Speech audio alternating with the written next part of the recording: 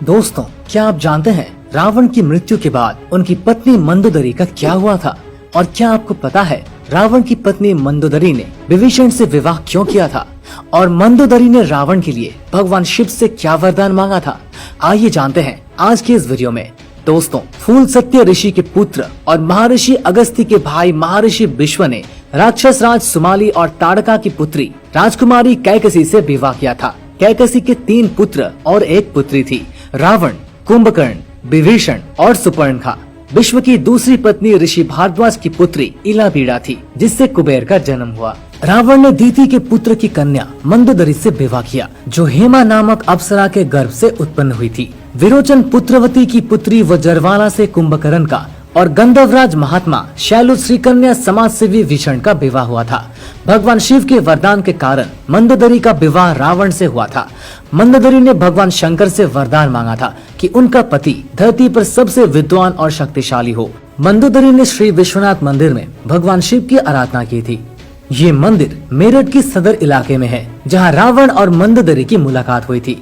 रावण की कई रानियां थी, लेकिन लंका की रानी सिर्फ मंदोदरी को ही माना जाता था। 5 कन्याओं में से एक मंदोदरी को चीर कुमारी के नाम से भी जाना जाता है। अपने पति रावण के मनोरंजन के लिए शतरंज के खेल का प्रारंभ किया था। मंदोदरी से रावण को पुत्र मिले, अक्षय, कुमार, मेघनाद, अधिकय, महोदर, भीकम को भी उनका पुत्र माना जाता है। एक कथा यह है कि रावण की मृत्यु एक खास बाण से हो सकती थी, और इस बाण की जानकारी मंदोदरी को थी। हनुमान जी ने मंदोदरी से इस बाण का पता लगाकर चुरा लिया, जिससे राम को रावण का वध करने में सफलता मिली। सिंगल द्वीप की राजकन्या और एक मातृका का भी नाम मंदोदरी था। हालांकि सूत्रों के अनुसार मंदोदरी मध्य प्रदेश के मंदसौर राज्य की राजकुमारी थी। ये भी माना जाता है कि मंदोदरी राजस्थान के जोधपुर के निकट मंदौर की थी। क्यों किया मंदोदरी ने विभीषण से विवाह? आइए इस बारे में बात करते हैं। दोस्तों, जब रावण सीता का हरण करके आया था, तब भी मंदोदरी ने इसका विरोध कर सीता को राम को सौंपने को कहा था, लेकिन रावण ने मंदोदरी की एक नहीं सुनी और रावण का राम के साथ भयंकर युद्ध हुआ। ऐसा माना जाता है कि राम रावण के युद्ध एकमात्र विभीषण को छोड़कर उसके पूरे कुल का नाश हो गया था। रावण की मृत्यु के पश्चात रावण के कुल के विभीषण और कुछ महिलाएं ही जिंदा बची थी। युद्ध के पश्चात मंदोदरी भी युद्ध भूमि पर गई और वहां अपने पति और अन्य संबंधियों का शव देखकर अत्यंत दुखी हुई।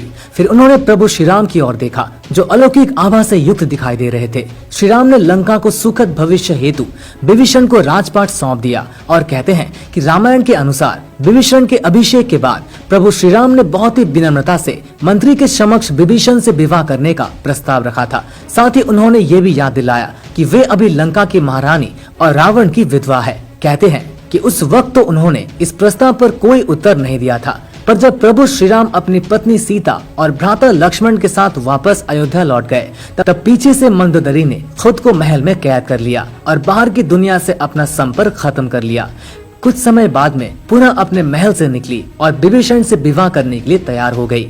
हालांकि कुछ विद्वानों का मानना है कि इस बात में कोई सच्चाई नहीं है, लेकिन मंदोदरी के बारे में इस बात पर विश्वास करना थोड़ा मुश्किल है, क्योंकि मंदोदरी एक ऐसी स्त्री थी जो अपने पति के प्रति समर्पण का भाव रखती थी। ऐसे में मंदोदरी का विभीषण से विवाह करना अपने आप में हैरान करने वाली घटना है। हालांकि रामायण में ऐसे कई और अजीब किस्से हैं। ये भी सोचने में मजबूर कर देते हैं कि कुछ समाजों में प्राचीन काल में ऐसा ही प्रचलन था कि सुग्रीव ने भी बाली के मारे जाने के बाद उसकी पत्नी से विवाह कर लिया था। दोस्तों, रावण एक ऐसा शख्स था जिसे खत्म करने के लिए खुद भगवान विष्णु को राम का अवतार लेकर धरती पर आना पड़ा। एक ऐसा राजा जिसका नाम आज तक सारी दुनिया जानती है, लेकिन कोई भी इस नाम का इस्तेमाल नहीं करता। अपने समय का सबसे आधुनिक बुद्धिजीवी, जो अगर चाहता तो स्वर्ग का रास्ता भी बना सकता था। खैर दोस्तों, रावण इस धरती पर मौजूद हो या न हो, लेकिन उसके अस्तित्व से जुड़ी एक बात हमेशा के लिए लोगों को याद रहेंगी कि वो एक प्रबल और शक्तिशाली राजा था, जिसके अंदर असीम शक्तियां मौजूद थी। वहीं वो अपनी शक्तियों का इस्तेमाल करके अगर चाहता तो पूरी धरती की काया पलट सकता था, लेकिन अपने अहंकार और गलत निर्णय का चयन करने से उसने सब कुछ बर्बाद कर दिया। वरना क्या पता आज हमारे सामने स्वर्ग जाने का रास्ता मौजूद होता, क्योंकि ये काम सिर्फ और सिर्फ रावण ही कर सकता था। अब आप रावण के बारे में क्या सोचते हैं? कमेंट करके जरूर बताइएगा।